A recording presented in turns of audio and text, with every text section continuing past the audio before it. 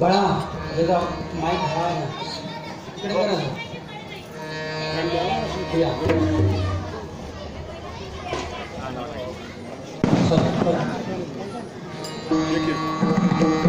चिना मोक्ष हाती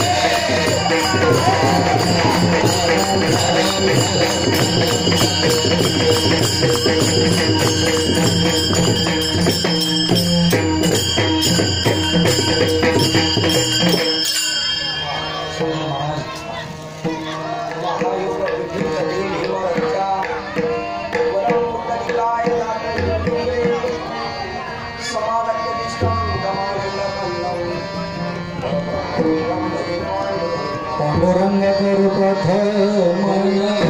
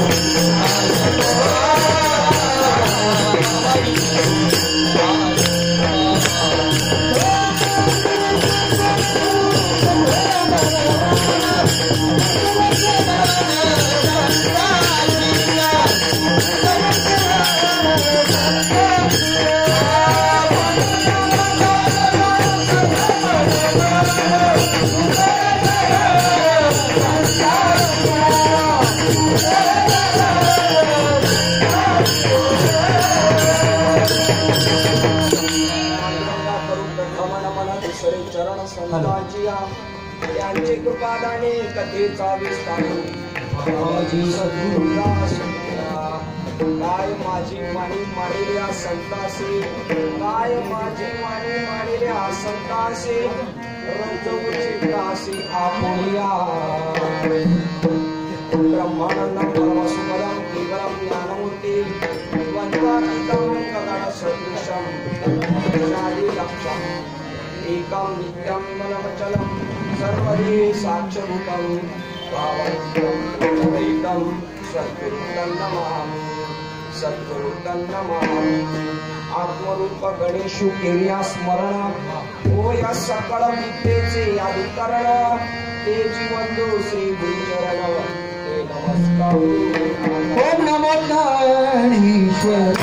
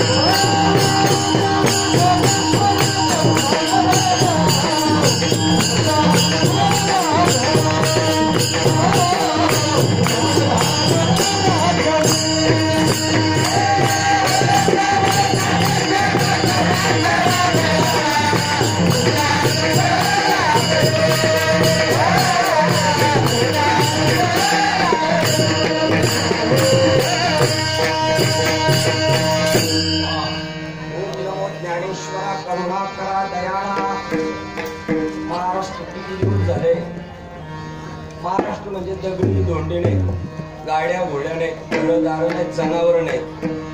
अख्खा महाराष्ट्र या गोष्टीची अपेक्षा करतोय म्हणजे मानव जात. त्यात मानव जातीमध्ये ज्यांना उपरती बुद्धी झालेली आहे, ज्यांनी पवित्र तुळशीची माळ घातलेली आहे आणि पंढरीच्या वाटेला लागलेले, ते अपेक्षा करतात. त्यांचं प्रतिनिधित्व हा अभंग प्रतिपादन करतोय. ओम नमो ज्ञानेश्वरा. ज्ञानेश्वर महाराजांचं स्वरूप सांगणार आहे. ओंकार प्रधान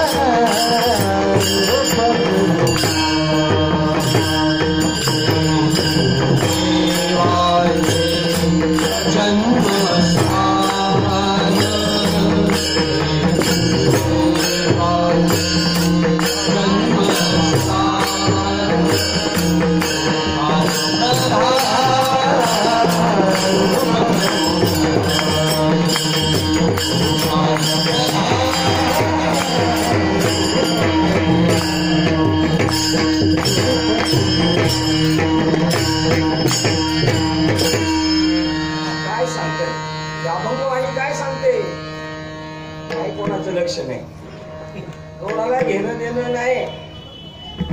ओम नमोजी आज्ञा वेद प्रतिपाद्या.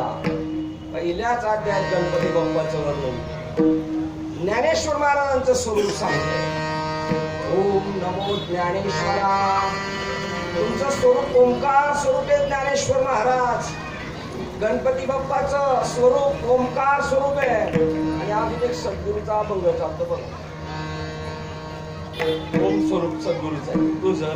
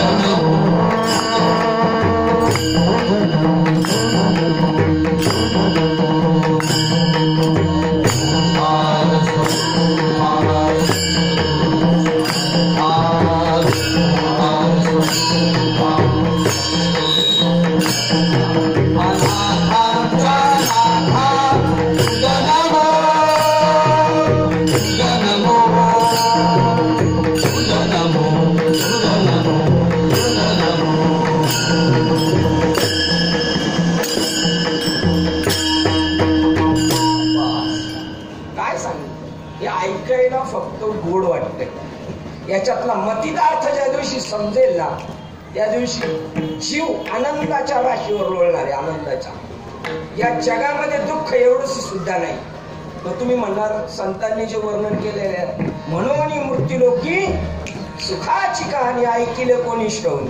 या प्रमाणांना तोपर्यंत सत्यत्व आहे जोपर्यंत अशा सद्गुरूंची भेट होत नाही.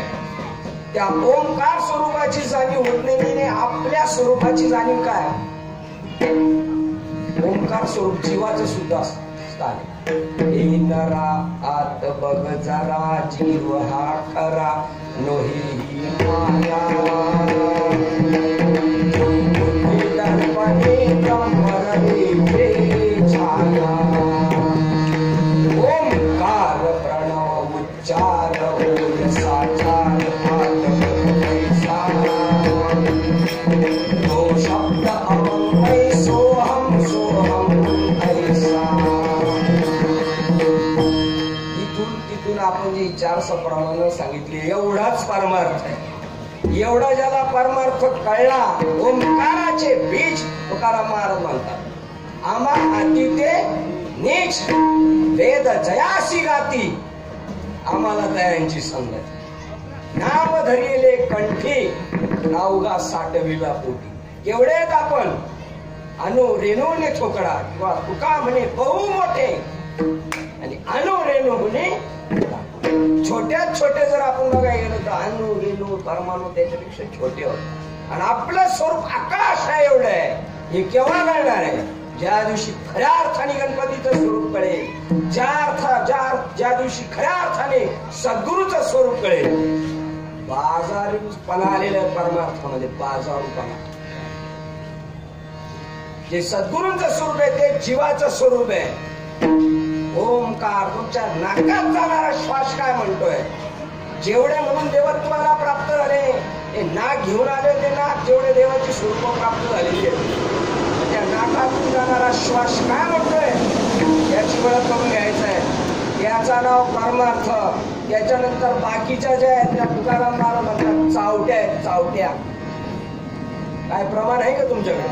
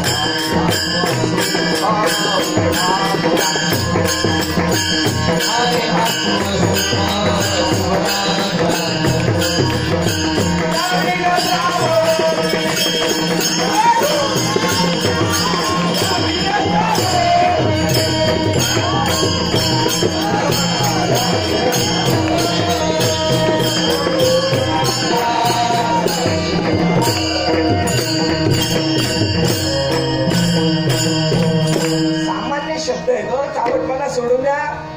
नाटकीपणाला लय उधाण आलेलं आहे. घ्या रे आत्मसुख आणि तुमचे डोळे उघडा परमार्थातले. 21 नारळाचं तोरण वाजवण्यात आयुष्य गेलं गणपतीला. नारळ डोळे किती आहेत? नारळ डोळे किती? 3.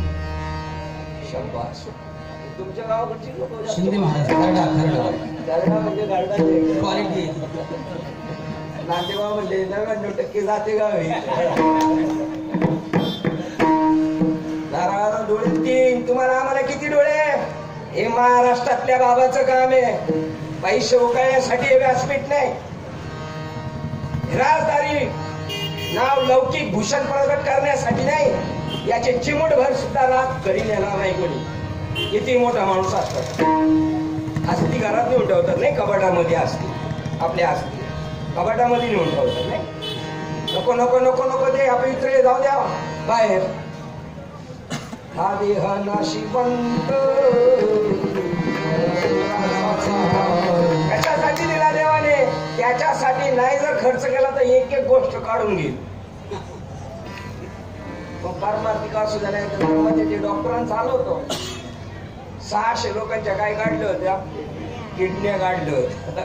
पुरा परमार्थिक माणूस असू द्या, पुरा परमार्थिक. 2 नंबरचा जर परमार्थ करत असेल, आजचा अपूर्व सांगतो 2 नंबरचा परमार्थ चक्रवाटीमध्ये 400 वर्षापूर्वी चालू होता. आज एकदा साधे काही फरक पडलेला नाही. 400 वर्षापूर्वी खरा माल उतरला. कशी खरा माल म्हणजे खोटा माल बाजारात 100% आहे.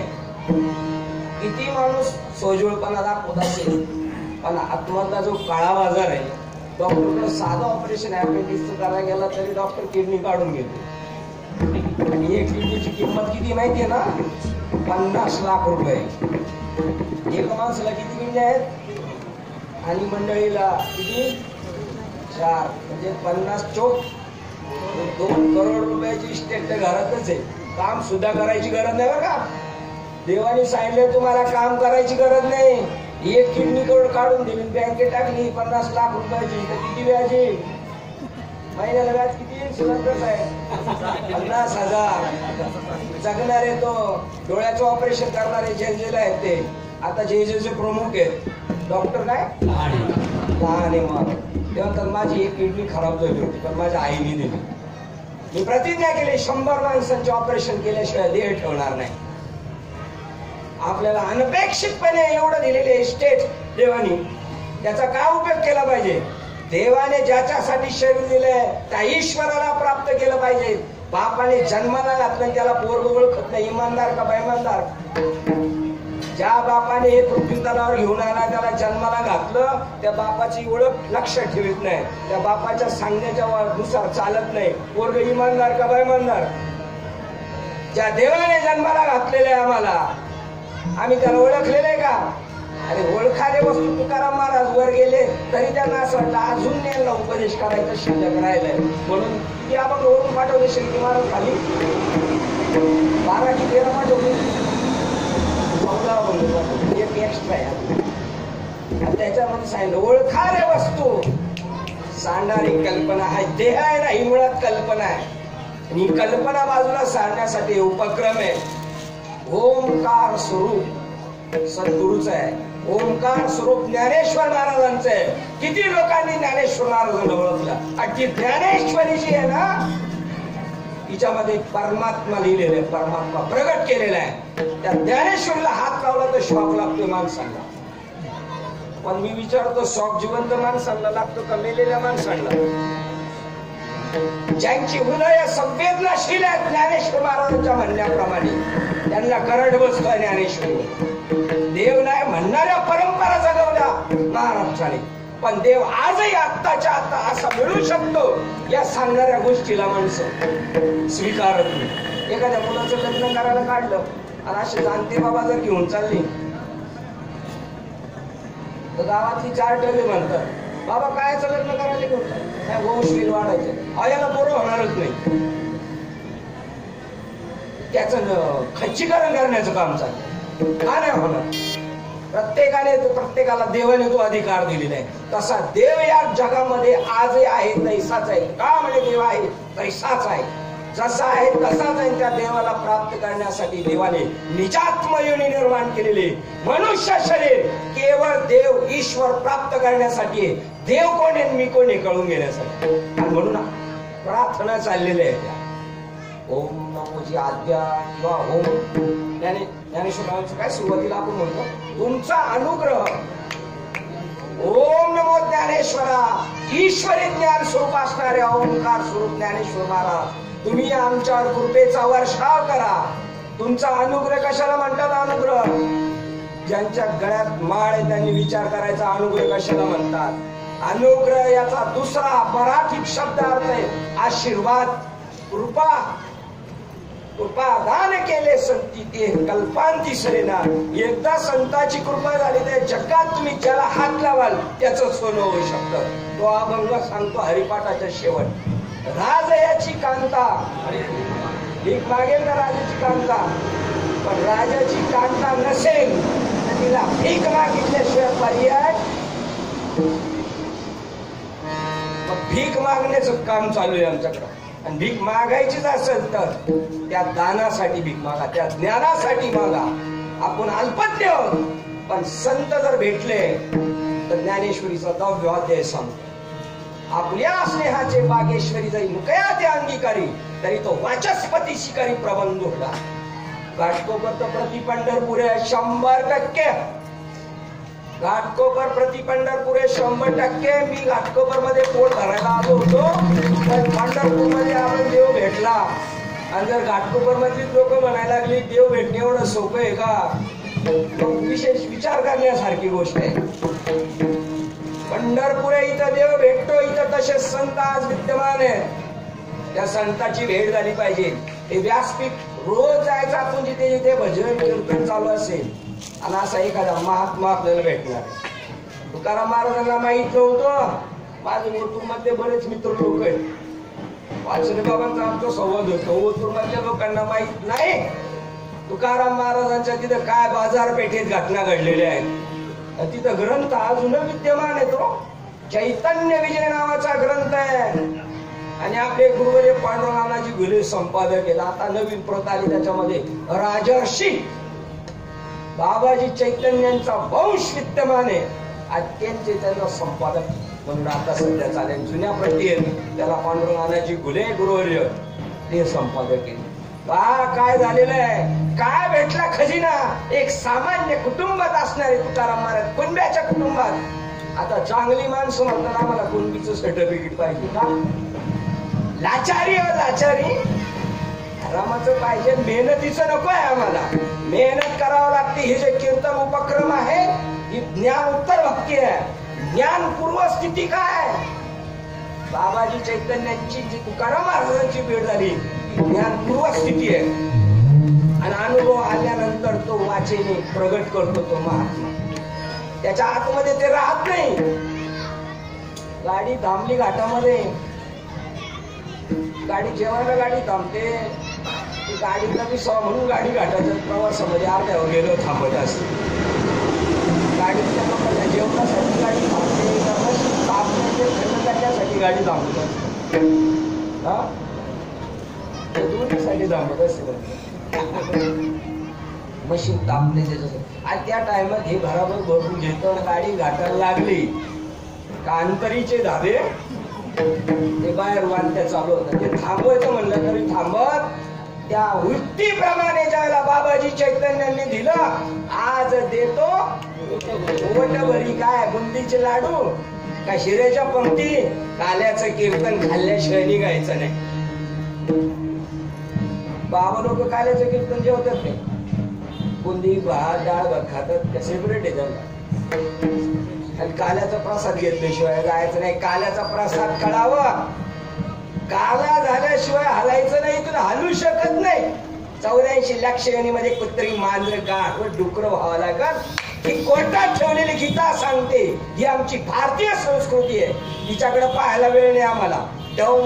दालपणा पाहिजे आम्हाला. दिखावपणा पाहिजे. तू कोणतं सोनं मानतात? विंटेजचं सोनं जास्त चमकतो ओरिजिनल सोनं. त्याप्रमाणे 2 नंबरचा परमार्थ जगामध्ये चालू आहे. 2 नंबर. आहो प्यावं लिहावं मेलं म्हणजे गेलं. अरे आम्ही शाळेत होतो तेव्हा भाषण करायची पोरं एवढी टिळकांबद्दल बोलायचे. 2 ऑक्टोबरला 2 ऑक्टोबरला टिळकांचं त्यांना काय गांधीजींचं त्यांच्याबद्दल बरंच बोलायचे. आणि ते पोरं तेवढं फाडफाड बोलायचं. आता तेवढं शिकवल्या बोलायचे तर तिला बात पोटाला काय शिकवावं लागतं. तशा ते पळत सुटत तशा टाळ्या काढतात जाऊन जागेवर बसतो. त्याला स्वराज्य हा माझा जन्मसिद्ध हक्क आहे याची काही जाणीव आहे का त्या पोराला? पण ते फक्त काय करते, बोलायचं काम करतं. ज्ञानेश्वर महाराज म्हणतात बोलण्याचा परमार्थ आमच्या वारकरी संप्रदायाला मान्य नाही. त्याला वारकरी संप्रदाय म्हणतात. लटारणी माळा घातली म्हणजे वारकरी संप्रदायाचा माणूस होत नाही. पूर्वी गावाकडे बघा लोक सांगायची सप्त्याच्या दिवशी, चला कीर्तनाची वेळ झालेली आहे, चला माळकरी चला, वारकरी चला, टाळकरी चला. म्हणजे एक क्वालिटी आहे ती. एक माळकरी असत तो वारकरी असलच असं. माळकरी बी आहे वारकरी बी आहे, पण टाळकरी असल असं त्याच्यात क्वालिटी आहे. तशी क्वालिटी आपल्याला प्राप्त करून घ्यायची. आपली जी क्वालिटीची घसरण झालेली आहे ती आपल्याला जाणून घ्यायची. पुन्हा माणसाचं शरीर मिळणार नाही. लिहून ठेवा. ज्ञानेश्वर महाराज म्हणतात किंवा तुकोबाराय सुद्धा म्हणतात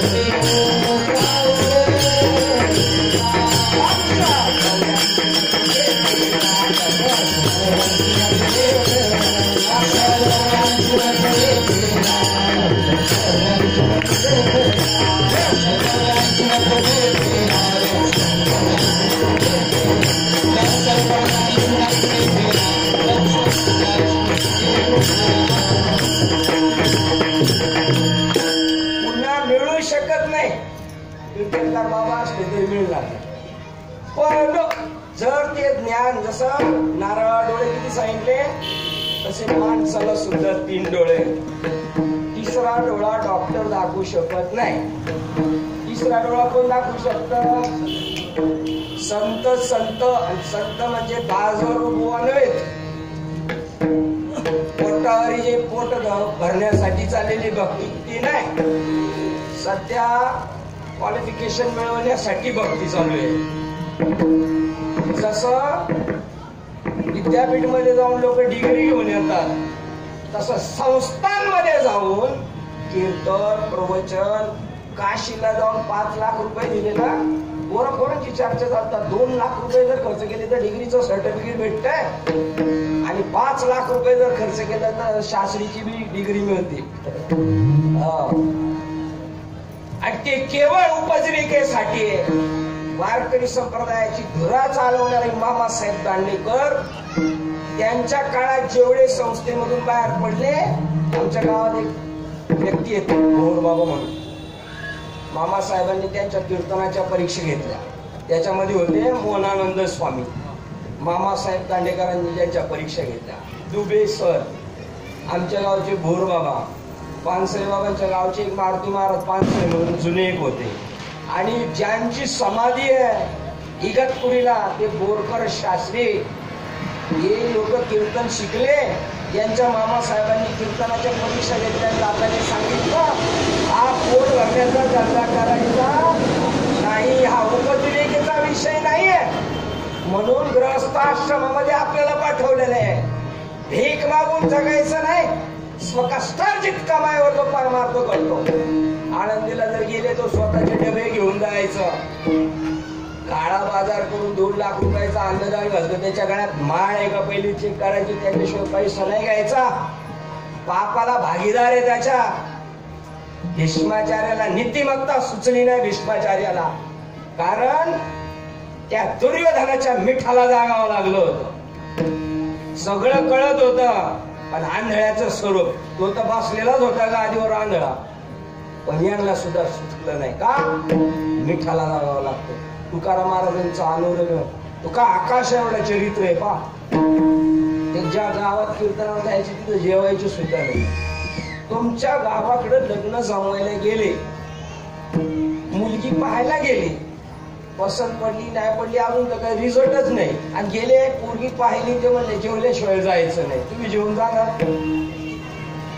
मुलगी पाहायला गेले, पसंत झाली नाही आणि काही त्याच्यावर रिझल्टच नाही आला, पाहिली आणि निघाले ते म्हणले जेवून जा. जाणार जेवून तुम्ही?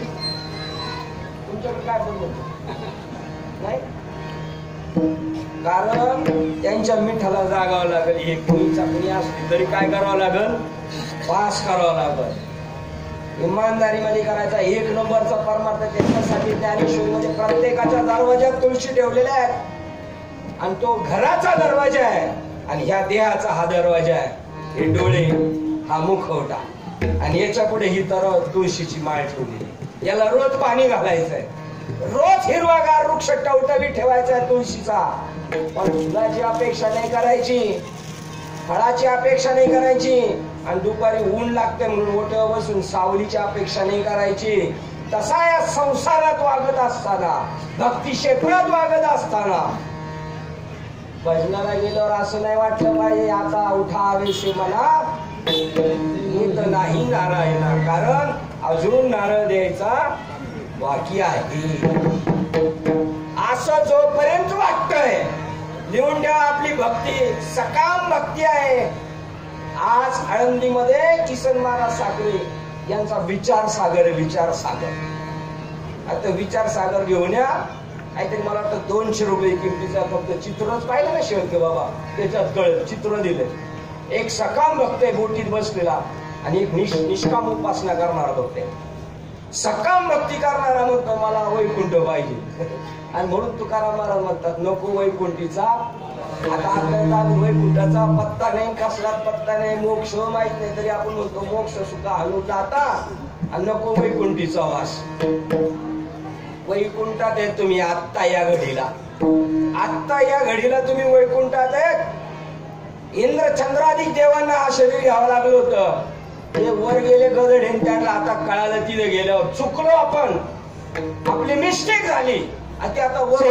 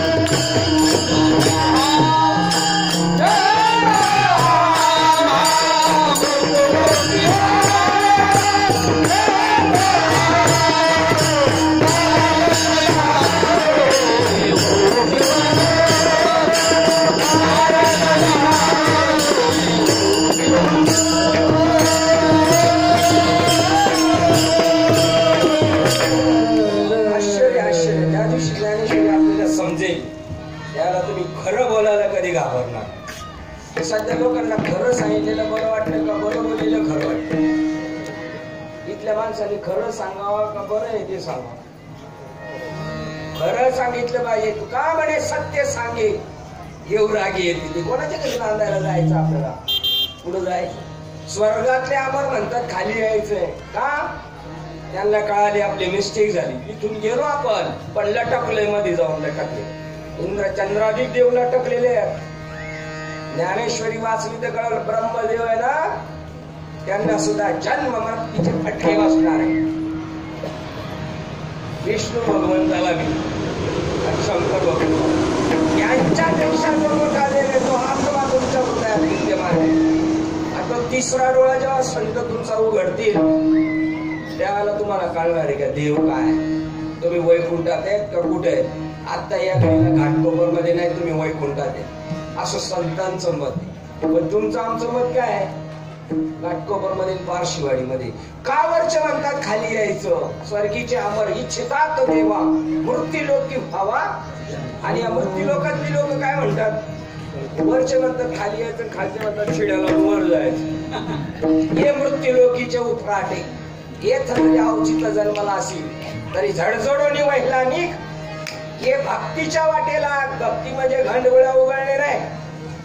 घंडगुळ्या उघडता आयुष्य गेलं होत नव्हतं त्याचं, सगळ्याचं वाटोळ केलं. आता भाग्याचा होतो म्हणून वाचलो. तेव्हा बऱ्याच जणांचे केस आणि काय कापले, डोळे कापले. आता मात्र कानाला खडा लावतो असं काय करणार नाही. तेव्हा पाठीवर मार पण पोटावर काय असं हिंमत बहादर हयातीत करून खायला भक्ती म्हणत नाही. ही बाह्य लक्षणं आहेत संतांची, आंतर लक्षणं जी आहे. अध्याय क्रमांक 13 आणि 14. हो का तरंगू लहानू परी तो सिंधू सिनो हे बिंदू तैसा ईश्वर ज्ञानो नोहे चिदा ऐशे निवास मरसे दृष्टी जे उल्हासे तै भक्ती पै ऐशे आम्ही म्हणू. त्याला भक्ती म्हणतात. मी आणि देव वेगळाच नाही. आम्ही आयुष्यात कधी वेगळं झालोच नव्हतो, पण मायेचा स्पर्श झाला त्यामुळे बाजूला गेल्यासारखं वाटलं. पण आता मात्र सद्गुरु कृपेने पूर्वीच सापडलं. का म्हणजे होता जेव्हा तो या भावे सापडला, तो या भावाने सापडलेला आहे. मग तो जीवनमुक्तीचा आस्वाद लुटायचा आपल्याला. केवळ मृत्यू लोका देण्याच्या पाठीमागचं काम आपलं आहे. जीवनमुक्त अवस्था प्राप्त करायची किंवा त्याला मोक्ष म्हणतात. काशीला लोक कशासाठी जातात? काशीला जातात ना. येतात का? फुकट नेतो येतात. फुकट म्हणजे सगळे यायला जायला, पण वाढ मधल्यालाच घेऊन जाणार आम्ही. फुकट चला काशीला. कसं जायचं काशीला? काशीला आपल्या साहेबांनी गेलो होतो. उडी मारली गंगेमध्ये. का? ज्ञानेश्वरीमध्ये बनलेले जर गंगेमध्ये पडला तर मोक्ष मिळत, तिथं मारायची भीती. मोक्ष देऊन उधार काशी. आणि ते ताईने उडी मारलं बरोबर सगळ्यांनी परत बाहेर काढलं. साहेबांनी विचारलं का? ते म्हणजे मला मोक्ष पाहिजे. तर म्हणजे नंतर या तुमच्या खर्चात मला द्यायला बघून जेवढे नेले तेवढे पंढरपूरला नेले 50 लाख मला आले पाहिजे. मग काशीला जातात कशासाठी? मोक्ष मिळवण्यासाठी. आणि ही काया काशी गुरुपदेश काशीमध्ये आपल्याला काश कोण आहे? मी कुठून आलो? कशासाठी आलेलो इथं? त्या काशीला गेलो मोक्ष मिळतो. आणि त्या जीवनमुक्तीचा आस्वाद लुटायचा आहे. हरिपाठ तुम्हाला तेच सांगतो. कितीतरी हरिपाठ मंडळ आहेत, माईला हरिपाठाला जातात.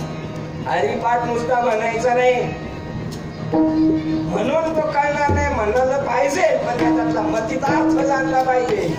मोक्ष तुम्हाला देण्यास हरिपाठ समर्थ आहे. आणि तो मेल्यावर मोक्ष द्यायला तयार नाही, जिवंतपणे तुम्हाला मोक्ष द्यायला तयार आहे. जाणीव नेणीव भगवंती नाही. हरी उच्चारण पाहि मोक्ष सततचा मोक्ष संत देऊ इच्छितात. इथं सांगणं चाललंय ईश्वर नाव घ्या, ईश्वर देवाचं नामस्मरण करा आणि मेल्यावर मोक्ष मिळत. हे आमच्या वारकरी संप्रदायातल्या महात्म्यांचं प्रतिपादन नाही. हे घुसखोर घुसलेले. ज्ञानेश्वर महाराज म्हणतात मोक्ष मेल्यापाठी आम्हासी होईल ऐसे जे म्हणती ते अति मूर्ख जाना. मूर्ख लोकांच्या कल्पना बगर मेल्यावर आहे का? आमच्याकडे ऊसाची बागायत चालू आहे. वर्षकाठी ऊस जातो टनवारी.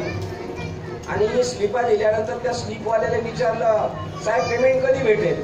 आणि त्यांनी सांगितलं मेल्यावर भेटेल. म्हणलं भक्ती कशासाठी आहे? अरे जगत असं आहे भट झट मंगनी पट ताबडतोब. मग तो मोक्ष नित्याचा मोक्ष संत देऊ इच्छितात. पण परंपरा अशा जतांनी गेलेल्या आहे. परंपरा त्याला म्हणतात जे ज्ञान अर्जुना मी सूर्याला सांगितलं होतं, मनुला सांगितलं होतं. ईश्वाकू नावाचे राजे जाणते होते, आताचे राजे जाणते नाहीत. आजच्या राजांनी आपल्या विभागातल्या शाळा सुधरवल्या पाहिजेत. शाळा बीएमसीच्या शाळा आजच्या राजांनी सुधरवल्या पाहिजेत.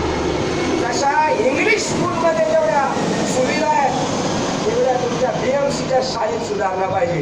हे राजांची कामं आहेत. पंढरपूरला गाड्या नेणं हे राजांची कामं नाहीत. प्रत्येकाला स्वधर्म दिला. अर्जुना तू क्षत्रिय आहेस, लढाई करणं तुझं काम आहे. अर्जुन म्हणतो नको नको लढाई नाही करत, 4 घर भिक्षा मागून खातो, भगवी कपडे. अरे मूर्खा हे तुझं कर्म नाही. अगा स्वधर्म जो बाप्पा तोच नित्य यज्ञ जाणार. गोरा कुंभार मडके घडवत होते ना, हे भगवत कार्य आहे, हे संतांचं कार्य आहे. रोहिदास संभार चपला बनवत होत्या, हे संतांचं कार्य आहे. कारण त्यांना त्या चप्पल बनवण्यामध्ये सुद्धा ईश्वराची सेवा वाटते.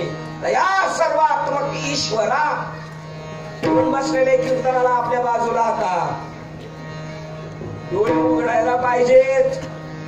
आयुष्य गेलं भक्ती करता करता पण मोक्ष मिळाला नाही. मोक्ष मिळणार या कल्पनेवारी माणसे मेल्यावर मिळतील म्हणून मेल्यावर मिळत नाही. स्वधर्म जो बाप्पा तोच नित्य यज्ञ झाला. हॉस्पिटल सुधरवली पाहिजे. हॉस्पिटलमध्ये काम करणाऱ्यांना पगार जास्त आहे ना आणि ऍडमिशन घ्यायला जातात 10 रुपयाच्या याच्यावर केस करून. पण मी विचारतो जे बीएमसी मध्ये हॉस्पिटलमध्ये कामाला आहेत त्यांची बायका पुरा आजारी पडले होते त्या हॉस्पिटलमध्ये घेऊन जातात का प्रायव्हेट हॉस्पिटलमध्ये आहे का? स्वधर्माशी आणि जोपर्यंत स्वधर्माची प्रार्थना केली जाते तोपर्यंत मोक्ष आपल्या बापाने इथं ठेवलेला नाही. सनाबाई कुठे गेल्या नव्हत्या. 14 माणसांची भांडी घासण्याचं काम होतं त्यांच्याकडे. सकाळी उठून दळायला लागत होतं पण स्वधर्म सोडला नाही. या सर्वात्मक ईश्वरा स्वकर्म कुसुमाची वीरा. देवाला फुलं अर्पण नाही केली तर चालेल तुम्ही पण तुमचं नित्याचं कर्म आहे ना ते जर यथासांग केलं तर त्या जगन्नाथ प्रसन्न होऊन तुम्हाला प्रसाद देतो. प्रसाद कोणता प्रसाद देतो? ज्याच्यासाठी माणसाच्या विनूला तुम्हाला पाठवते जरी तुम्हाला नाही कळालं तरी ते तेच प्रसाद देणार. एकदा चांगल्या कंपनीत कामाला लागला ना अनफिट सांगितलं ना कंपन्यांमध्ये कामाला त्यांना पगार सुद्धा नीट घरी आणता नाही. पगाराच्या दिवशी त्यांच्या बायका पगार आणायला जातात पण जरी तो येडा असला तरी सगळ्यांप्रमाणे त्याला वेतन दिलं जातं. तसं तुम्हाला आपल्याला नाही कळालं आपलं उद्दिष्ट पण आपलं सत्कर्म आपलं स्वधर्मरूपी जे कर्म आहे ते जर नित्य नियमाने केलं तर मोक्ष नाही. साधू ज्ञानेश्वर महाराज 16व्या अध्यायात सांगतात साधू तुम्हाला शोधत येईल तुमच्या घरी. आहे का असा पण माईचा लाभ माझ्याकडचं असणार खास ज्ञान त्याला द्यायचं. घेण्याची पात्रता असावं लागते. ही पात्रता म्हणजे काही कुठं कंपनीला जायची नाही. फक्त तुम्ही जे कर्म करताय ते जसं तुळशीला पाणी घालताना फळाची फुलाची आणि सावलीची अपेक्षा करत नाही तसं तुमचं कर्म करा. देव तुम्हाला उपवाशी ठेवणार नाही.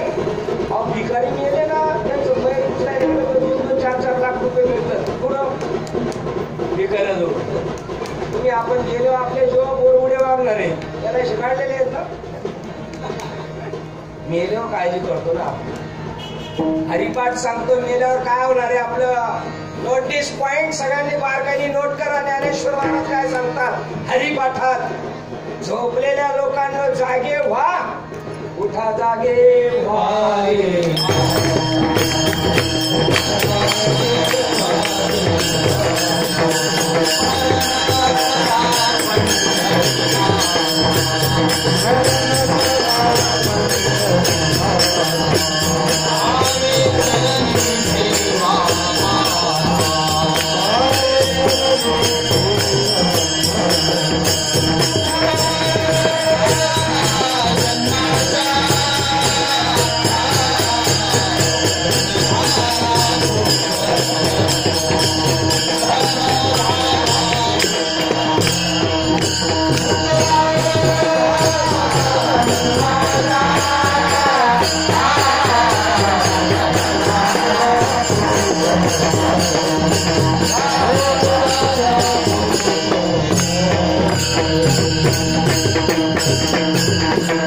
झोपलेल्या माणसांना जागे व्हा. त्याच्यासाठी दवंडी पिठू भक्तीचा.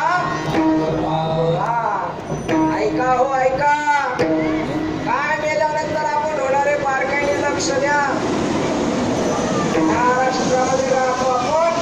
आपल्याकडे जर आपल्या घरातली एखादी व्यक्ती वारली अकस्मात वारायला नाही पाहिजे पण सगळे वारणारच पण तरी काही प्रयत्न करत नाही. बरं हा बोलू नसा आणि मेल्यावर असती रडत राहत मरून गेला मरून गेलं तर काहीतरी कर ना बंदोबस्त. तर ते गेले तुझा बंदोबस्त कर. म्हणणार नाही आमच्या परंपरा आहे. आज मेला असे तातू पण तू त्याच मार्गाने अरे कोणतरी सुटायचा विलिंदरपणा करा. तुम्ही सुटले तर तुमचे नातेवाईक सुटतील. तुमचे गोत्र सुटतील. तुमचे मरून गेलेले वरला टाकलेले सुटतील. हरिपाठ सांगतो पूर्वजा वैकुंठ मार्ग. इथं नीट रस्ता सांगत नाही. जर आडवी गाडी मारत गेला आणि पुढे सिग्नलला जाऊन तो विचारला त्याने राजेवाडीला कुठं जायचं हे वैतागलेले असते लेपराई गाडी तिथे हे सरोदेला पाठवतोय त्याला सरळ रस्ता सांगायला तयार नाही, पण तुमच्या मेलेल्या माणसांना सोडू शकतो तो आमचा वारकरी संप्रदाय. एक जरी हरिभक्त तयार झाला. आमदार साहेब गेले दिल्लीला, गेले आमदार साहेब आणि त्यांच्या कार्यकर्त्यांनी जर काय घोटाळा केला आणि टाकले लोक. आमदार साहेब इथं नाही पण दिल्लीतून फोन काढतात, माझी माणसं सोडून द्या. तर साहेब जरा घोटाळा जास्त, मी सांगतो म्हणून सोडून द्या. सोडून द्या का नाही? सकाळी पुढे गेली की माणसं संध्याकाळी घरी येत. तसा ज्या हरिभक्त पारायण झालेला आहे त्याची काळावर सत्य चालती, काळ त्याला बघतून सळा कापतो. ती तुकाराम महाराजांनी भक्ती केली. तुकाराम तुकाराम नाम घेता तुमच्या वैकुंठात मृत्यू लोकात स्वर्गात नरकात अडकलेले जे पूर्वज आहेत